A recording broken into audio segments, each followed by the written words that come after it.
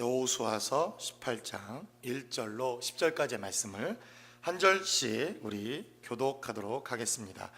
제가 먼저 1절부터 교독합니다. 이스라엘 자손의 온 회중이 실로에 모여 거기서 회막을 세웠으며 그 땅은 그들 앞에서 돌아와 정복되었더라.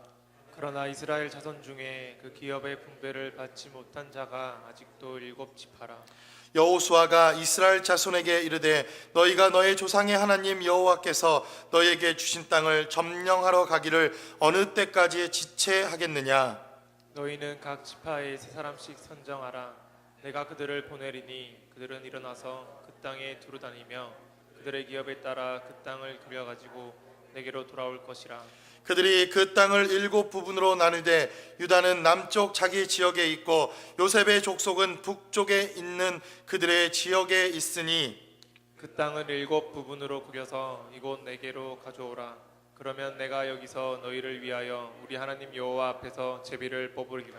레위 사람은 너희 중에 분깃이 없나니 여호와의 제사장 직분이 그들의 기업이 됨이며 갓과 루벤과 므낫세 반지파는 요단 저편 동쪽에서 이미 기업을 받았나니 이는 여호와의 종 모세가 그들에게 준 것이니라 하더라. 그 사람들이 일어나 떠나니 여호수아가 그 땅을 그리러 가는 사람들에게 명령하여 이르되 가서 그 땅으로 두루다니며 그것을 그려가지고 내게로 돌아오라. 내가 여기 실로의 여호와 앞에서 너희를 위하여 제비를 뽑으리라 하니 그 사람들이 가서 그 땅으로 두루 다니며 성읍들을 따라서 7부분으로 책에 그려서 실로 진영에 돌아와 여호수아에게 나아오니 여호수아가 그들을 위하여 실로의 여호와 앞에서 제비를 뽑고 그가 거기서 이스라엘 자손의 분파대로 그 땅을 분배하였더라. 아멘. 아멘. 오늘은 2월 14일입니다. 특별히 우리 목사님께서 광고를 해주셨듯이 오늘은 발렌타인 데이라고 하는 또 그러한 또 특별한 절기도 있는 날이기도 합니다. 이러한 특별한 날에 정말 하나님을 사랑하고 우리가 하나님에 대한 고백이 있는 그러한 시간들이 되었으면 좋겠습니다.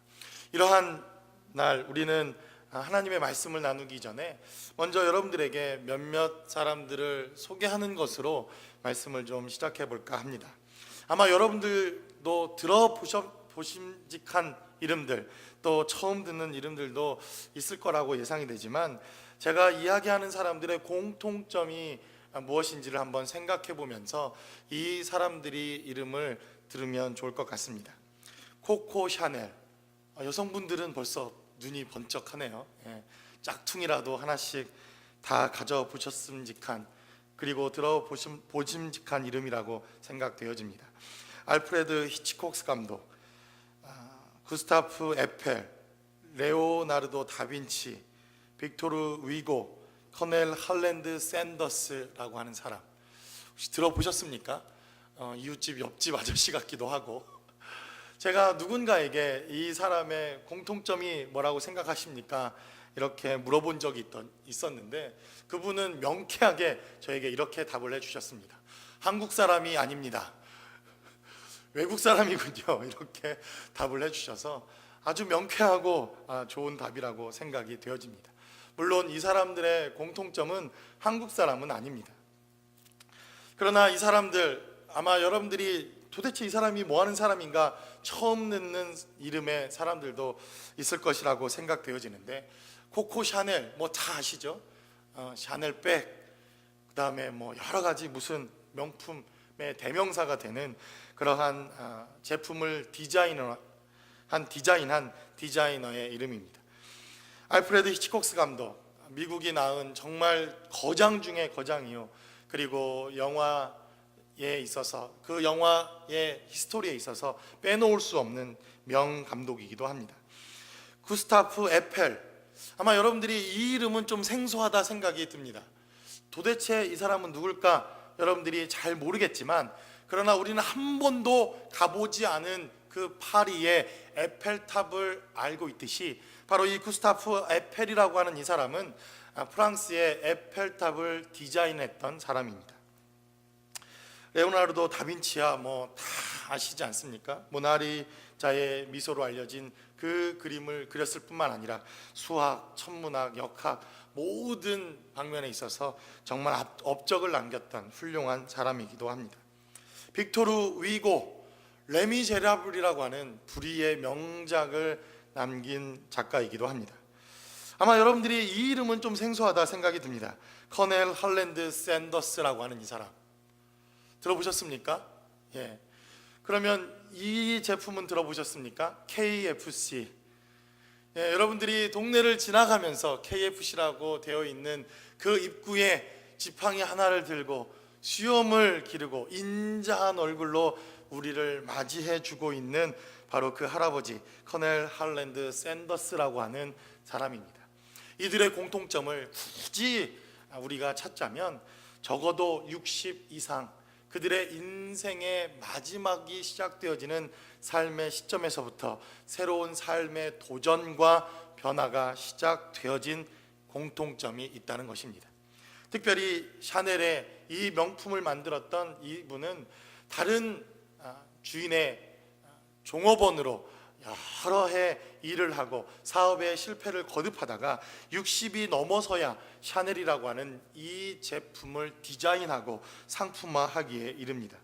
알프레드 히치콕스라고 하는 이 감독 역시도 미국의 영화사에 있어서 미국의 영화의 역사에 있어서 빼놓을 수 없는 감독이지만 60이 넘어서야 빛을 발하는 감독이 되었다는 것입니다.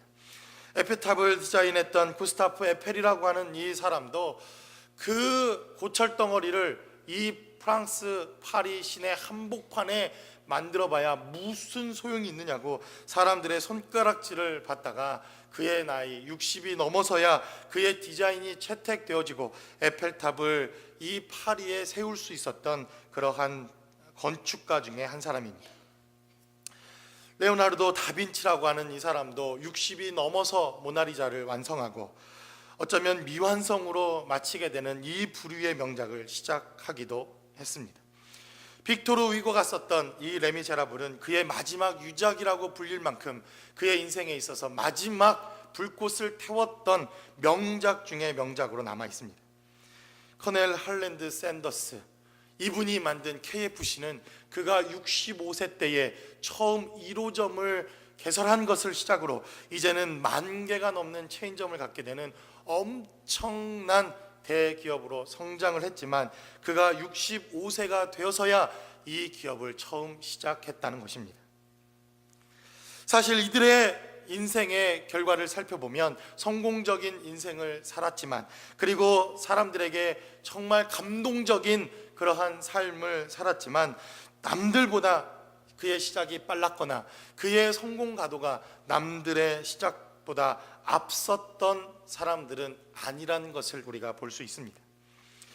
그의 성공들을 살펴보면 인생의 느지막한 삶의 자리에서 아니 오히려 모든 사람들이 이제 인생이 끝났다고 생각되어지는 바로 그 시점에서부터 이들의 삶의 자리는 다시 시작되어졌고 그들의 성공 스토리가 시작되어졌다는 것입니다. 우리는 여호수아서 18장의 말씀을 통해서 땅의 분배, 아직 땅의 분배를 받지 못한 나머지 7지파의 메시지가 이제 18장에서부터 시작되는 것을 보게 됩니다. 이 18장에 등장하고 있는 다른 지파들의 삶을 살펴보면 이미 땅을 얻은 지파들, 이미 땅을 분배받은 지파들보다는 그의 시작과 출발점이 분명히 뒤늦게 출발을 알리고 있는 삶의 시작에서부터 이 메시지가 시작되어진 것을 보게 됩니다. 이 시대에 빠른 것이 미덕이 되고 빠른 것이 기술의 능력이 되고 빠른 것이 우리의 능력으로 여겨지고 있는 이 시대의 삶의 모양을 살펴보면 이 18장에 기록되어진 이들의 삶의 출발점은 그렇게 성공적인 출발점으로 보여지지 않는다는 것입니다.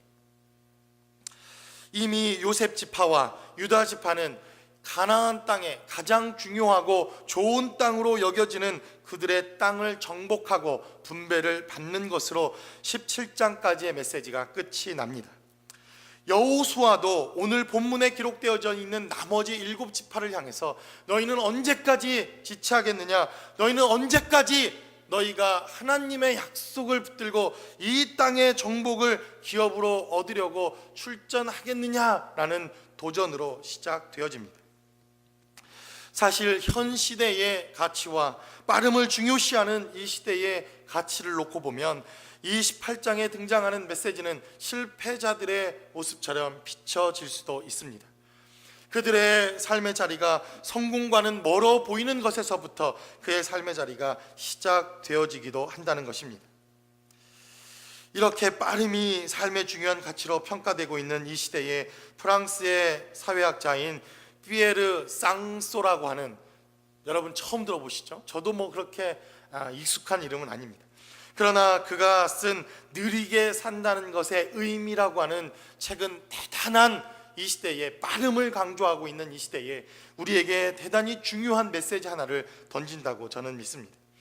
그분은 그 책을 통해서 느린 것이 게으름만 아니라면, 느리다고 하는 것이 우리의 삶의 자리에서 게으름이라고 하는 것만 아니라면 우리의 삶의 자리가 느리다고 하는 것으로 인생의 평가를 내린다는 것은 대단히 위험스럽고 대단히 잘못된 것이라고 하는 이러한 중요한 메시지 하나를 전달합니다. 오히려 느리다고 하는 것, 느림의 미학을 통해서 빠름이 주지 못하는 삶의 중요한 메시지가 있을 수 있다는 것을 그는 그의 책에서 몇 가지의 중요한 메시지를 통해서 우리에게 전달합니다. 오늘 본문에 기록되어져 있는 이 메시지 또한 마찬가지입니다.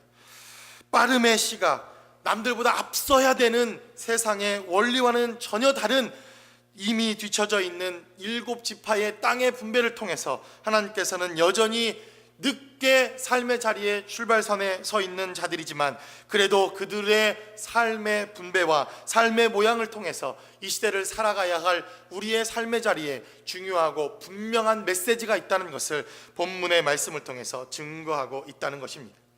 조금보다 늦게 시작했다는 것, 조금보다 늦게 출발선상에 서 있다는 것, 조금보다 늦게 성공의 가도를 달린다는 것, 아니 아직 시작조차 하지 못한 인생들에게 하나님께서 던지는 중요하고 복된 메시지는 무엇이라고 본문은 우리에게 증거합니다.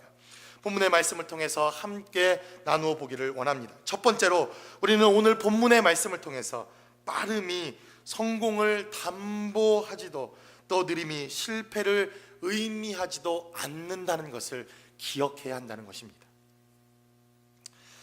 이 시대는 빠름을 대단히 강조합니다.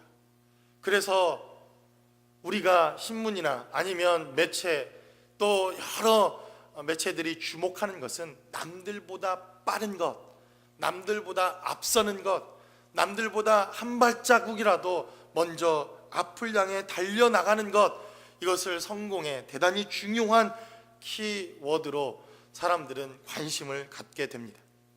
적어도 10대의 모든 대학의 학력을 마쳐서 10대에 하버드를 졸업하고 20대 초반에 박사가 되고 20대 후반쯤에는 노벨상 정도는 받아야 세상이 주목하고 세상이 앞서가는 사람이라 이렇게 칭찬 들을 만한 인생의 시대, 우리는 이러한 시대를 살아가고 있습니다.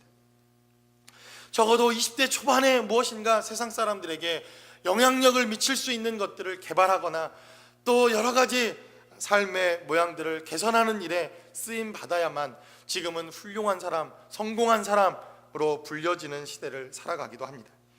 그러나 이렇게 빠름을 중요시하고 있는 이 시대에도 우리가 기억해야 할 것은 빠름이 성공을 꼭 담보하는 것만은 아니라는 것입니다. 또한 느림도 우리의 실패를 의미하지 않는다, 성경은 우리에게 분명히 말씀합니다. 우리 1절로 3절까지의 말씀을 한번 봅니다. 이스라엘 자손의 온 회중이 실로에 모여서 거기서 회막을 세웠으며 그 땅은 그들 앞에서 돌아와 정복되었더라. 성경은 이렇게 말합니다. 하나님께서 약속하시고 하나님께서 기업으로 주시겠다 약속하신 이 온 땅을 이제 이들은 다 차지합니다. 우리는 지난 몇 주를 통해서 이미 요셉 자손과 그리고 유다 지파가 어떻게 가나안 땅을 정복하게 되었고 그 땅을 소유하게 되었는지에 대한 메시지를 나누었습니다. 이미 노른자 땅을 얻은 기업도 있었고 이미 중요한 땅을 차지한 이러한 족속들이 있었던 것을 비교해 보면 아직 땅을 얻지 못하고 기업을 분배받지 못하고 아직 자신들의 기업을 소유로 받지 못한 이 나머지 7지파의 모습들은 이미 출발선상에서부터 늦어진 지파처럼 보이더라는 것입니다. 그러나 오늘 5절로 6절까지 7절까지 기록되어진 메시지를 우리가 한번 나눠보도록 하겠습니다. 5절의 말씀입니다. 그들이 그 땅을 7부분으로 나누되 유다는 남쪽 자기 지역에 있고 요셉의 족속은 북쪽에 있는 그들의 지역에 있으니 그 땅을 7부분으로 그려서 이곳 내게로 가져오라. 그러면 내가 여기서 너희를 위하여 우리 하나님 여호와 앞에서 제비를 뽑으리라 라고 말합니다. 아직 왜 그들이 나머지 7지파가 땅의 분배를 받게 되는 것을 시작하지 않았는지 성경은 정확하게 그 이유를 이야기하지는 않습니다. 그러나 우리가 기록되어져 있는 이 5절의 말씀을 통해서 우리가 어렴풋이 짐작은 가능한 몇몇 가지 이유들이 성경에 기록됩니다. 5절의 말씀은 기록하기를 이미 이 가나안 땅의 중요한 몇몇 땅의 부분을 이스라엘 백성들이 차지했구나 하는 것을 알 수가 있습니다. 5절의 말씀을 보면 그 땅을 7부분으로 나누되 유다는 남쪽 땅을 이미 차지하였고 그리고 요셉 족속은 북쪽 땅을 이미 차지했다는 것입니다. 아직 땅을 분배받지 못한 이 7족속, 이들도 아마 유다가 차지한 땅 그리고 요셉이 차지한 이 땅을 그들도 소유하고 싶은 욕심이 틀림없이 있었는지도 모른다는 생각을 해보게 됩니다. 오늘 이 본문의 5절의 말씀을 기록해 놓은 이 의도를 살펴보면 이 7지파도 제비 뽑기를 하면서 유다 족속이 얻은 땅 그리고 요셉 족속이 얻은 이 땅을 소유하고 싶었는지도 모른다는 것입니다. 여러분, 우리는 인생을 살다 보면 나도 남들이 지금 소유하고 있는 저 땅, 아니 이미 잘 나가고 있는 사람들의 모습을 통해서 왜 나는 그 땅을 분배받지 못했는가? 나는 왜 남들은 여전히 지금 누리고 있는 저 삶의 성공 가도를 누리고 있지 못한가 하는 아쉬움과 우리 삶의 그러한 모습들 때문에 무엇인가를 시작하는데 엄두를 내지 못하는 삶의 모습들을 또한 볼 때도 있습니다.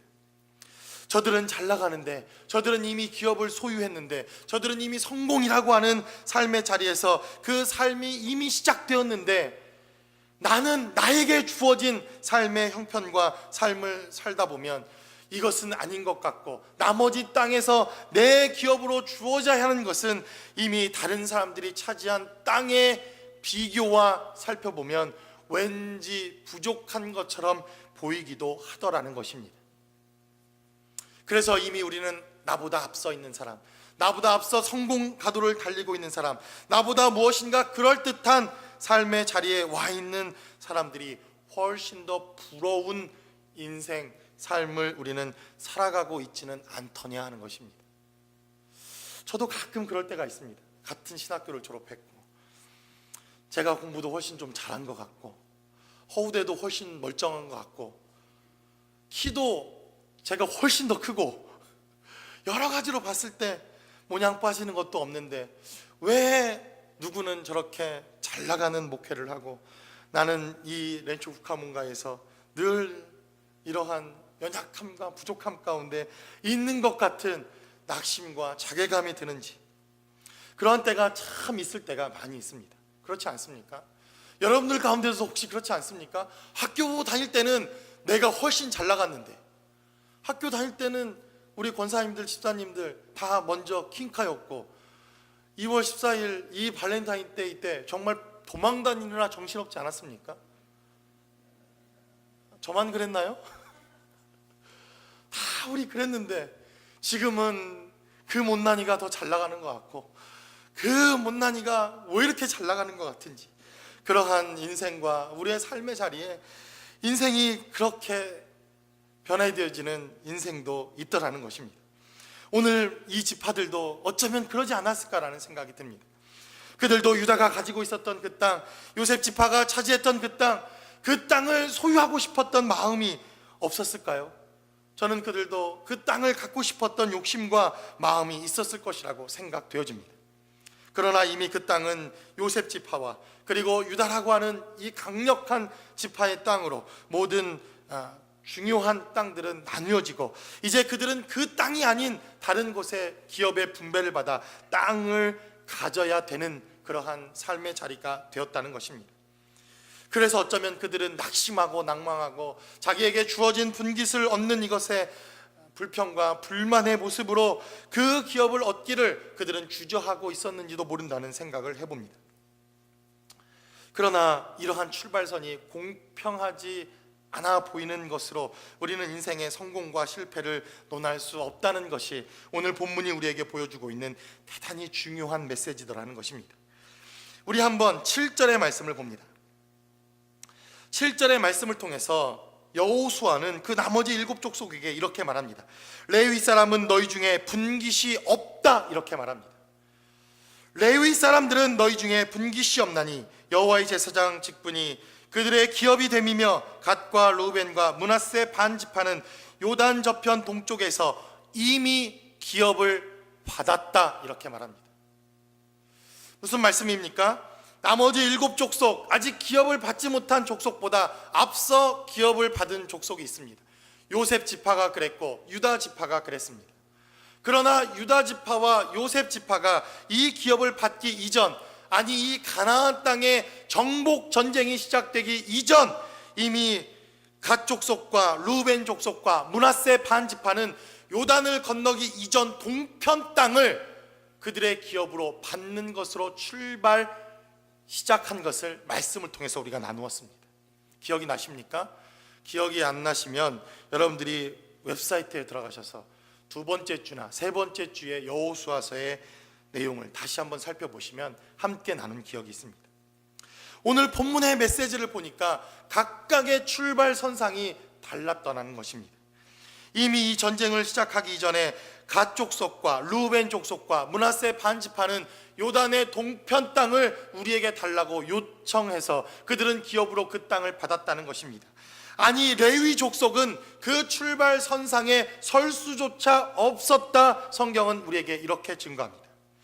그러므로 먼저 출발했는가, 먼저 땅을 기업으로 받았는가 아닌가를 통하여 이들의 성패를 좌우하고 결론 짓는 것은 어리석은 일이다, 성경은 이렇게 증거합니다. 왜 그렇습니까? 갓과 루벤과 므낫세 지파는 다른 어떤 족속에 비해서 빠른 기업의 땅을 그들은 얻게 됩니다. 우리는 이미 몇 주 전 말씀을 통해서 요셉 지파가 실로라고 하는 대단히 중요한 땅을 얻었다 말씀을 통해서 나누었습니다. 그 땅이 왜 중요했습니까? 그 땅에는 성막이 있었고, 그 땅에는 여호와의 제사를 드리는 성막과 하나님의 제사장들이 그곳에 있었고, 그곳엔 끊임없이 하나님께 예배하며 찬양하며 말씀을 나누며 하나님과 동행하는 예배가 흘러넘치는 실로라고 하는 그 땅을 차지했기에 요셉 지파가 차지한 이 땅이 대단히 중요했다, 여러분들과 말씀을 통해 나누었습니다. 그러나 우리는 나중에 이 갓 자손과 루벤과 므낫세 지파가 요단강이라고 하는 이 지리적 특성 때문에 하나님의 교회가 가까이 있고 하나님의 예배가 있고 말씀이 있고 찬양이 있고 그리고 늘 선지자의 메시지가 있었던 이 실로 땅에 자주 할 수 없었던 이 세 지파의 몰락과 종말을 우리는 후대의 말씀을 통해서 또 살펴볼 수가 있을 것입니다. 이 강 때문에 자주, 아니 하나님의 말씀을 통하여 늘 삶의 자리에, 예배와 찬양의 자리에 함께 할 수 없었던 이 루벤 지파와 므낫세 반 지파와 갓 지파는 가장 급속도로 다른 지파에 비해 세속화가 이루어지는 것을 보게 됩니다. 다른 이방 족속과 통혼하고 그리고 그들의 문화를 가장 빠르게 흡수하여 가장 하나님으로부터 책망받는 지파가 되었다는 것입니다. 그들의 삶의 자리에서 가장 빠르게 그의 기업을 얻고 그의 성공 가도가 가장 빠른 삶의 모습처럼 보여졌던 지파였지만, 그러나 빠르고 느림이 그들의 종말의 영적인 삶의 자리와 그들의 성패를 좌우하는 것은 결단코 아니었다는 것을 본문은 우리에게 보여주고 있다는 것입니다. 더 나아가 레위 지파는 아예 기업을 받을 수 없는 그러한 위치에 있었던 지파도 있었습니다. 그러나 이 레위 지파의 영적인 축복은 같은 출발선상에 서 있을 수도 없었지만 하나님을 예배하는 지파요, 하나님이 주시는 것으로 살아가는 지파요, 오직 여호와를 의지하고 하나님의 말씀만을 의지하는 지파의 삶을 살아내야 하는 지파였으므로 그들의 출발은 더딘 것 같고, 아니 동일한 출발선상에 서 있는 것조차 허락되지 않은 지파였지만 그들의 축복은 훨씬 더 영적인 축복일 수 있었다는 것입니다. 그러므로 여러분 삶의 자리에서 한 발짝 앞서 나갔다고 자만할 일이 아니며, 우리가 한 발짝 뒤처져 있다 할지라도 낙심하거나 낭망할 일이 아니라는 것입니다. 본문은 그러므로 우리에게 분명하게 말씀합니다. 빠름과 느림, 그리고 남들보다 앞서간 것과 우리가 좀 뒤처져 있다고 우리 인생의 성공과 실패를 지금 결정짓는 것은 너무나도 어리석은 일일 수 있다는 것입니다. 두 번째로 본문은 우리에게 증거합니다. 그러나 느리게 보면, 아니 천천히 가는 것의 유익과 그리고 그 유익을 통해서 우리가 가져야 할 비전의 눈이 평생을 좌우할 수 있다는 것을 본문은 우리에게 보여줍니다. 오늘 4절로 6절 그리고 8절과 9절의 말씀에는 공통적으로 등장하는 단어 하나가 있습니다. 제가 여러분들에게 누누이 말씀을 나누면서 그리고 성경의 강해를 통해서 이야기하는 강조점들이 있습니다. 자주 등장하는 단어, 반복해서 표현되는 표현은 대단히 중요한 것이다, 여러분들에게 말씀을 드린 적이 있습니다. 오늘 4절로 6절, 8절과 9절에는 그리다라고 하는 이 단어가 반복해서 등장합니다. 4절부터의 말씀을 보겠습니다. 너희는 각 지파에 3사람씩 선정하라. 내가 그들을 보내리니 그들은 일어나서 그 땅에 두루 다니며 그들의 기업에 따라 그 땅을 그려 가지고 내게로 돌아올 것이라 라고 말합니다. 6절 말씀을 통해서도 그 땅을 7부분으로 그려서 이곳 내게로 가져오라. 그러면 내가 여기서 너희를 위하여 우리 하나님 여호와 앞에서 제비를 뽑으리라 라고 말합니다. 8절 말씀을 통해서도 그 사람들이 일어나 떠나니 여호수아가 그 땅을 그리러 가는 사람들에게 당부하였고 명령하였다, 성경은 이렇게 증거하고 있습니다. 9절의 말씀을 통해 그 사람들이 가서 그 땅으로 두루 다니며 성읍들을 따라서 7부분으로 책에 그려서 실로에 있는 여호수아에게 그 그림을 가져왔다, 성경은 이렇게 말씀합니다. 어떤 단어가 반복해서 등장합니까? 그리다, 그렸다, 그려오라, 이러한 단어가 반복해서 등장합니다. 중요하기 때문에 등장을 합니다. 중요하기 때문에 이 메시지는 대단히 중요한 의미를 오늘 본문의 말씀을 통해 갖고 있습니다. 이미 늦게 시작된 이 7지파에게 여호수아는 이러한 명령을 내립니다. 너희가 이미 늦었지만 이제 요셉 지파와 유다 지파가 정복하지 않은 다른 땅에 3명의 정탐을 각각 뽑아서 그 땅을 두루두루 돌아다니며 너희가 소유하고 싶은 땅을 그림으로 그려오라, 이렇게 명령을 내립니다. 그게 바로 4절로 5절, 6절, 7절까지의 말씀입니다. 여러분, 이것은 우리가 보고 있는 보여지는 시각의 문제가 아니라, 이것은 시력의 문제가 아니라 우리가 봐야 할 장래의 미래, 비전의 문제라고 하는 것을 우리는 볼 수가 있습니다. 제가 문득 어느 그 드라마를 보다 보니까 하도 유명한 드라마라서 TV에서 채널을 이렇게 보면서 재방송하는 것을 보았습니다. 그랬더니 그 집이 1994년에 쌍문동이라는 곳을 이주해서 지금의 어느 땅입니까? 분당 땅, 지금의 파주 이런 쪽으로 이사를 가는 내용이 등장하는 것을 보았습니다. 20년 전 어느 프로에서 보니까 약 200배의 땅의 가치가 올랐다, 이런 이야기를 들은 적이 있습니다. 제가 비밀을 말씀드릴 수 있지만 이게 제가 부동산 소개업자도 아니고 한산 이씨, 여러분 아십니까? 한산 이씨라고 하는 성을 가진 분들이 계십니다. 그분들을 잘 따라다니면 한국에서는 부동산에서 성공할 수 있는 비결이 있습니다. 제가 여러분들에게만 특별히, 제자들 교회에 나오시는 분들에게만 특별히 부자 되는 비결을 알려드립니다. 아는 사람들은 알지만 이 한산 이씨의 조상은 우리가 잘 아는 토정 이지함이라고 하는 사람입니다. 아십니까? 토정 비결이라고 하는 아주 당대의 예언서라고 말하기에는 좀 그렇지만 앞날을 너무나도 잘 예언하는 그러한 책을 쓴 사람으로 알려진 사람입니다. 그래서 한산 이씨에게는 토정 이지함으로부터 내려오는 비밀 문서가 있답니다. 믿거나 말거나이지만, 그래서 이 종족들이 그 예언을 따라서 옮겨다니면서 그들의 터전을 옮겨다니는데, 한산 이씨들이 잘 옮겨다니는 터의 모습들을 보면 우리나라의 땅의 값이 올라가는 그것과 대단히 흡사한 그들의 거주 형태를 볼 수 있다. 이러한 특급 비밀을 몇십 년 전에 들은 적이 있습니다.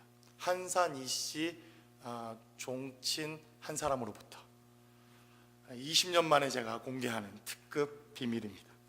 그때 그러면서 그분이 우리는 분당으로 이사 간다, 이러한 이야기를 96년도에 했던 기억이 있습니다. 그리고 그 다음은 용인 수지다, 이렇게 이야기했던 기억이 있습니다. 얼마나 놀라운 이야기인지, 그분과 지금 연락이 안 돼서 그 다음은 어딘지 물어봐야 하는데 제가 미국에 오는 바람에 그 다음 연락이 안 돼서 그 다음 그분이 어디로 이사를 가셨는지 도무지 찾을 길이 없습니다. 이것은 당장에 보여지는 그러한 시각의 문제가 아니라, 우리의 시력의 문제가 아니라 비전의 문제라는 것을 우리는 오늘 볼 수 있습니다. 당장 보이는 눈의 시각의 문제로 따진다면 아까 일부에서도 제가 소개했지만 몽골 사람들이 최고일 거라고 생각합니다. 여러분, 몽고에 가시면 시력 2.0, 그 정도면 장님입니다. 장님. 한 7.0, 9.0 정도 돼야 그래도 눈이 좀 좋구나, 이런 정도입니다. 몽골에 가면 쫙 지평선, 봐도 지평선인 그 지평선에 보이지도 않는데 갑자기 손님이 온다고 차를 끓이기 시작합니다. 손님이 온다고 대접을 하기 시작합니다. 그러면 한 2시간쯤 뒤에 정말로 사람이 옵니다. 그들은 항상 지평선을 바라보고 늘 지평선을 바라보니까 그 눈이 지금도 7.0, 8.0, 10.0, 안경 쓴 사람이 없습니다.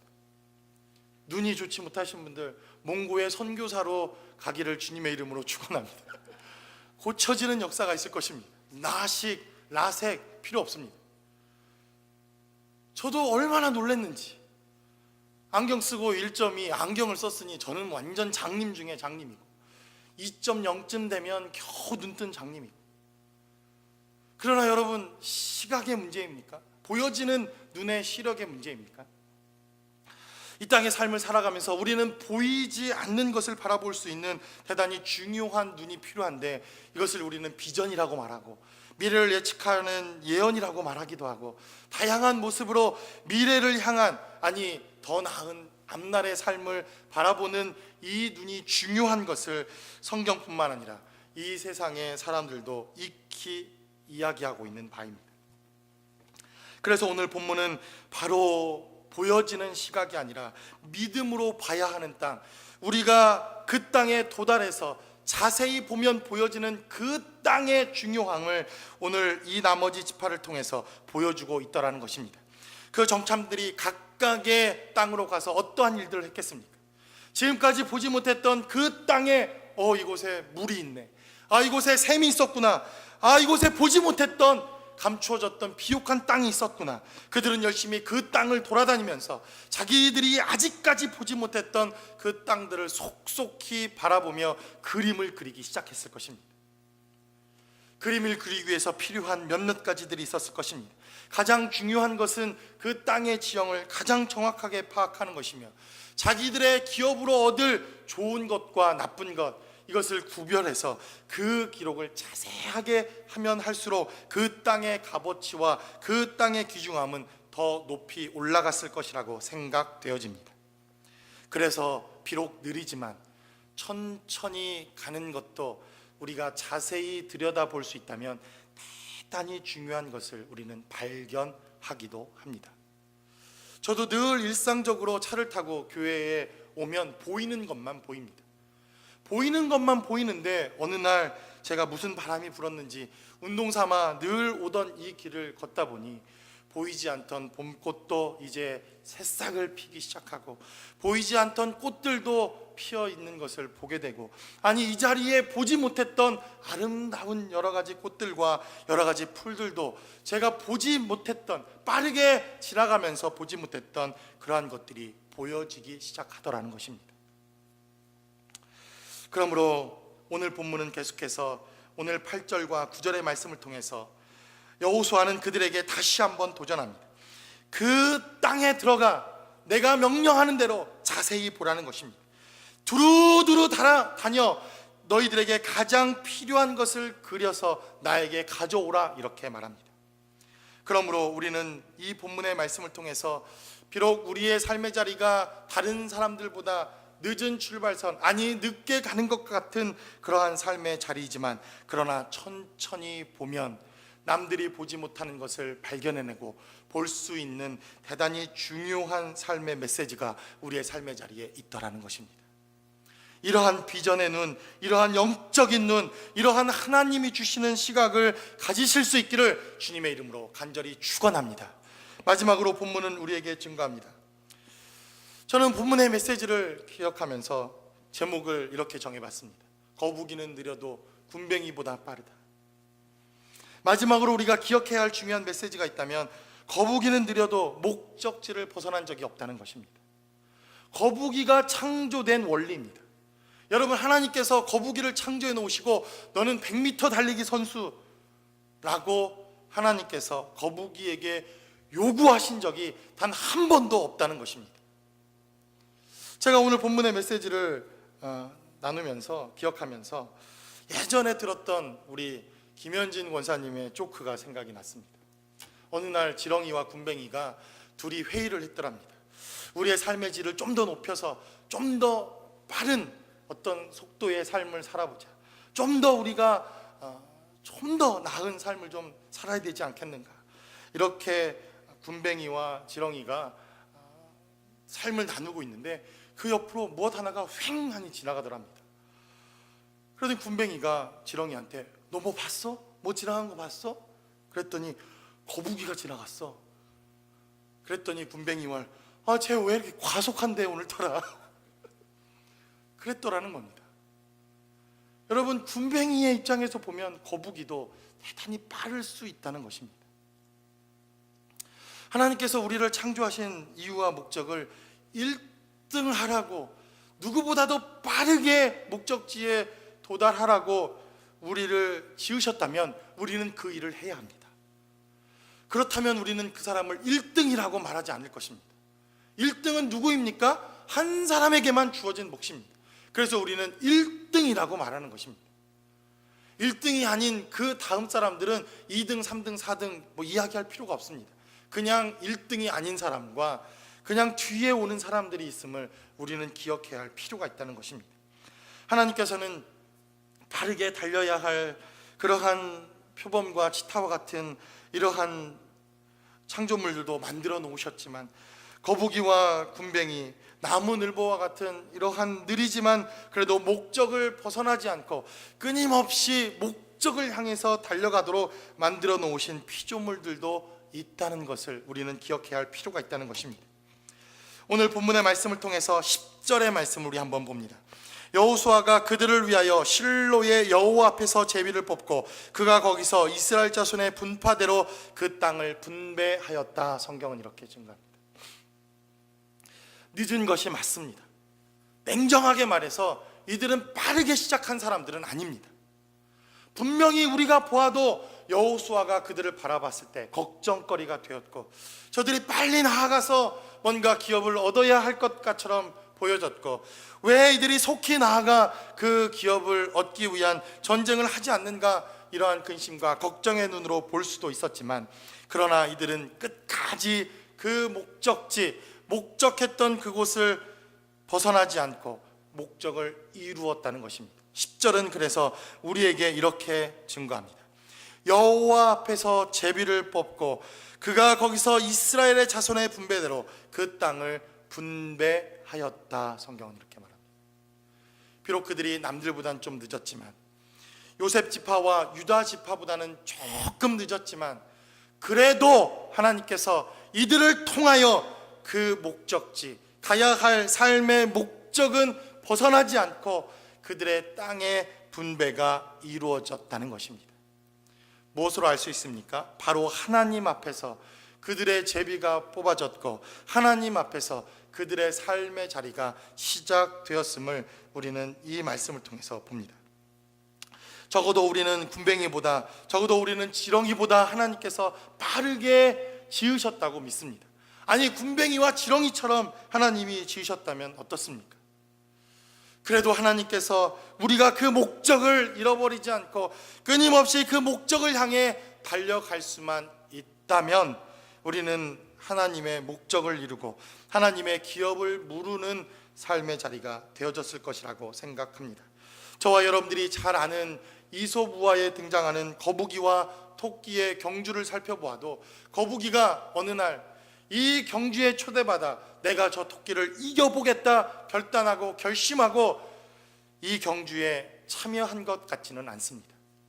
물론 그 거북이를 제가 직접 만나봐 인터뷰한 것이 아니기 때문에 어떤 마음으로 그 경주에 참여했는지는 모르지만, 그 거북이가 내가 오늘 이 경주에서 토끼를 이기고 반드시 승리하겠다 결단하고 결심하고, 그날부터 맹훈련을 해서 100m를 11초를 달리겠다 이러한 결단을 하더라도 그는 이 경주에서 결단코 승리할 수 없었을 것입니다.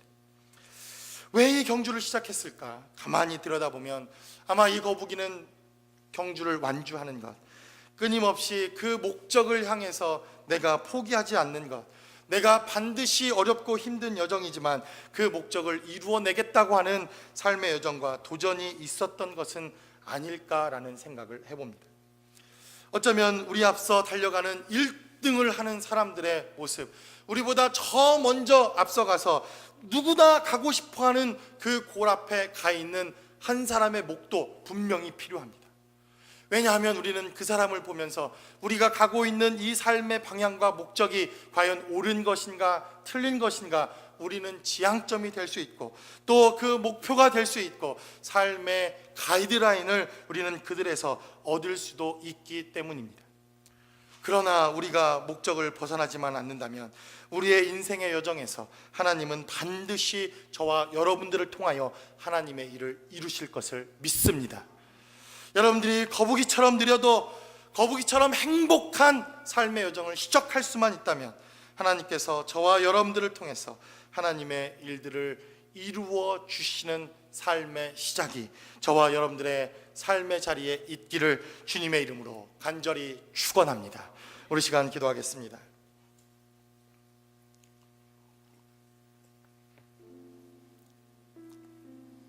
미국 땅을 처음 밟았을 때, 그리고 삶을 살아가면서 조금 더 일찍 유학을 왔더라면, 중고등학교 때만이라도 왔더라면, 이러한 안타까움과 또 마음들이 아마 한 번쯤은 다 들으셨을 겁니다. 내가 조금 더 이민을 일찍 올 수 있었더라면, 아니 내가 왜 이 생각을 조금 더 일찍 하지 못했던가. 그러나 여러분, 저는 늦지 않았다고 생각되어집니다. 빠른 사람도 있습니다. 앞서가는 사람도 있습니다. 정말 너무너무나도 어떻게 그렇게 앞서갈 수 있는지 부러운 인생들도 있습니다. 그러나 느리다고 실패라고 단정 짓는 삶의 자리는 어리석고 미련한 것이다, 주님은 말씀합니다. 느려도 한 걸음 한 걸음, 비록 느려도 목적지를 벗어나지 않고 우리가 주님과 동행할 수 있다면 그 삶으로도 하나님은 아름다운 삶이라 말씀하시고 있다는 것입니다. 하나님, 비록 우리의 삶의 자리가 다른 사람들처럼 앞서가지 못하는 삶의 자리를 할지라도, 그러나 주님과 동행하고 있다면, 그리고 이 삶의 자리를 통해서 우리의 삶에 하나님의 은혜와 능력의 자리가 시작되어질 수 있게 해달라고, 우리가 포기하지 않게 도와달라고, 주님과 다시 시작할 수 있는 삶의 여정이 우리의 삶의 자리에 시작될 수 있게 해달라고, 우리 시간 다시 한번 한 목소리로 기도하겠습니다.